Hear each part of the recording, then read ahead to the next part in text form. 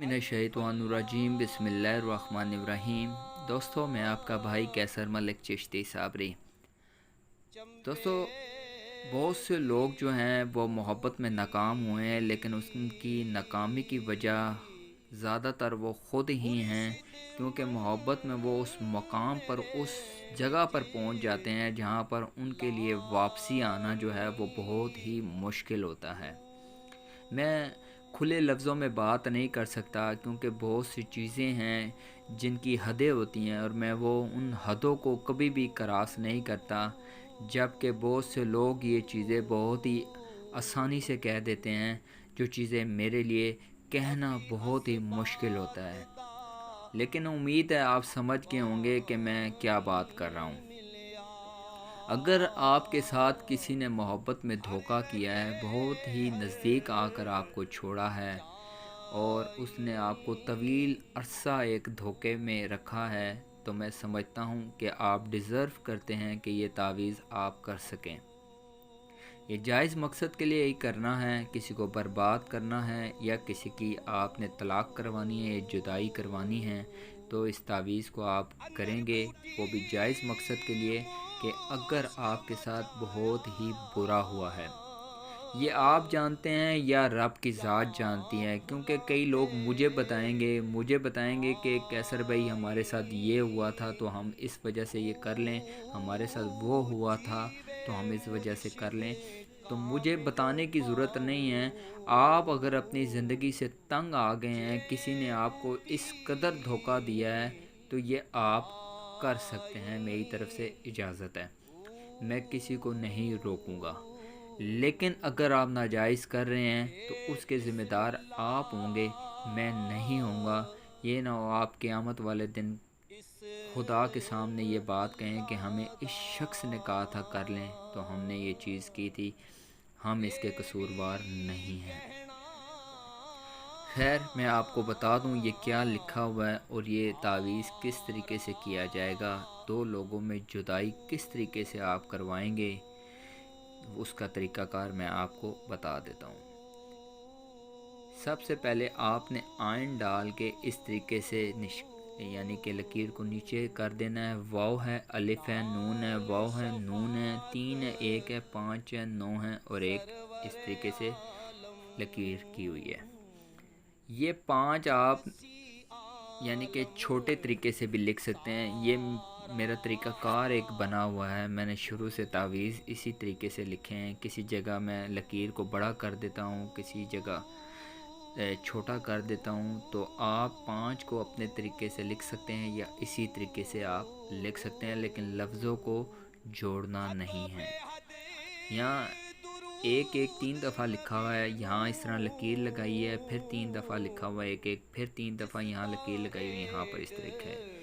3 लिखा हुआ है, यानी कि एक करके 3 दफ़ा लिखा हुआ है। यहाँ लिखा हुआ है बर्बाद हो जुदाई हो। मेरी राइटिंग इतनी साफ़ नहीं है, इसलिए आपको बता रहा हूँ, और मोटी चीज़ों से मुझसे इस तरह लिखा नहीं जाता। तो बर्बाद हो जुदाई हो के बाद आपने लड़के का नाम, अगर लड़का है तो लड़के का नाम बिन लिख के उसकी वालदा का नाम। कई लोग कहेंगे कि हमारे पास लड़के की वालदा का नाम नहीं है, हम क्या करें।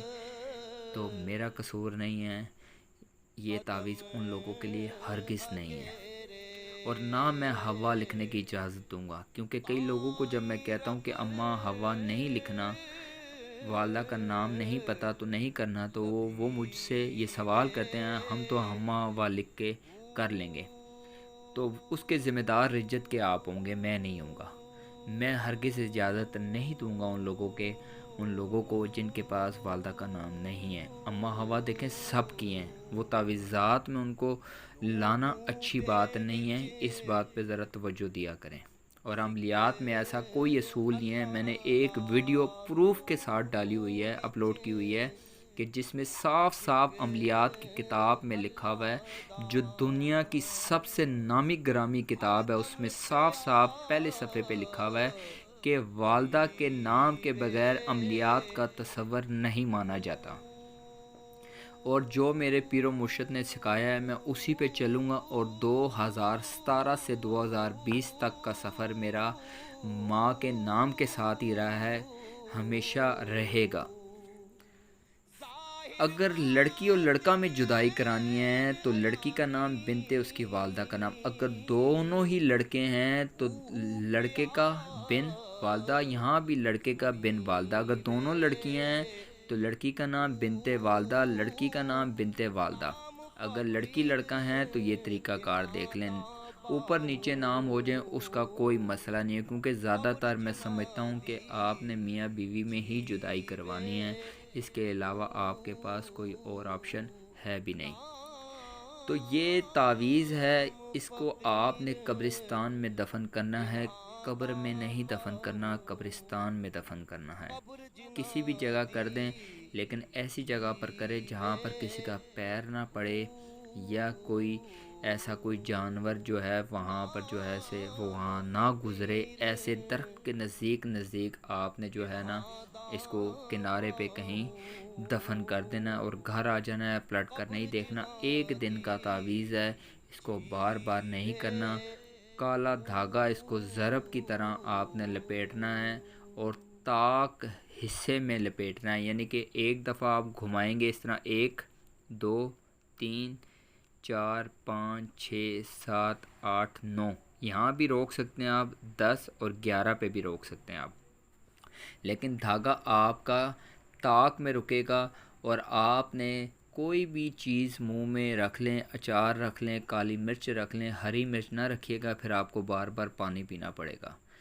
تو ایسی کوئی چیز منہ میں رکھ لیں جو کڑوی ہو، آپ کا رخ قبلہ رخ ہو، اور وقت مغرب کا ہو، مغرب کے وقت سے ہٹ کر اس کو نہیں لکھنا، جس وقت سورج غروب ہو رہا ہوتا ہے، اذان ہو رہی ہوتی ہے، اور